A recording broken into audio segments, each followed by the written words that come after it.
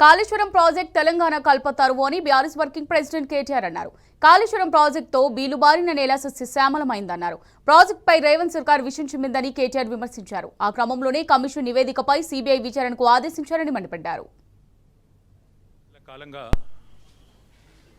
కాంగ్రెస్ ప్రభుత్వం ఇక్కడ వచ్చిన తర్వాత అంతకంటే ముందు కూడా కాంగ్రెస్ ప్రభుత్వం ఏర్పాటు చేయకంటే ముందు కూడా తెలంగాణకి కల్పతరువు లాంటి తెలంగాణను సస్యశ్యామలం చేసిన తెలంగాణ బీళ్లకు గోదావరి నీళ్లను మళ్ళిచ్చిన ఒక బృహత్తరమైన ప్రాజెక్టు కాళేశ్వరం ప్రాజెక్టు.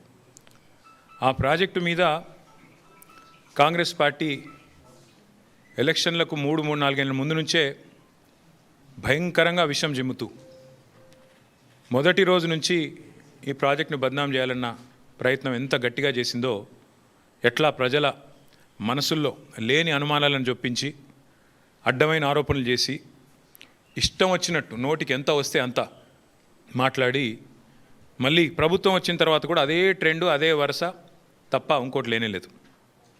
తెలంగాణకు వరప్రధాని లాంటి కాళేశ్వరం ప్రాజెక్టు మీద చివరికి కక్షగట్టి తెల్లారు లేస్తే రాహుల్ గాంధీ గారు దుమ్మెత్తిపోస్తూ ఉంటారు.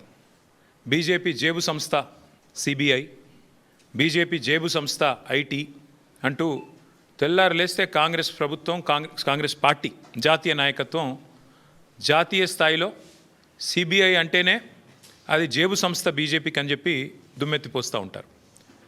కాళేశ్వరం ప్రాజెక్టు మీద ఈ ముఖ్యమంత్రి గారికి ఎంత కక్ష అంటే చివరికి ఏ సిబిఐనైతే రాహుల్ గాంధీ గారు అనునిత్యం తప్పుబడుతూ ద్వేషిస్తూ ఇది బీజేపీ జేబు సంస్థ అని మాట్లాడతారో, చివరికి ఆ కాళేశ్వరం ప్రాజెక్టు మీద ఇక్కడ ఏమీ లేదు, కొండను దవ్వి ఎలక కూడా పట్టలేదు కాబట్టి 22 నెలలు మరి టైంపాస్ చేసి కోట్ల రూపాయలు తగలబెట్టి కాళేశ్వరం కమిషన్ అని పెట్టి పీసీ ఘోష్ గారి కమిషన్ వేసి కొండను దవ్వి ఎలుకను కూడా పట్టలేని పరిస్థితుల్లో మళ్ళీ కొత్తగా సిబిఐ కప్పచెప్తున్నా అని ఒక కొత్తగా నాటకానికి తెరదీసినారు.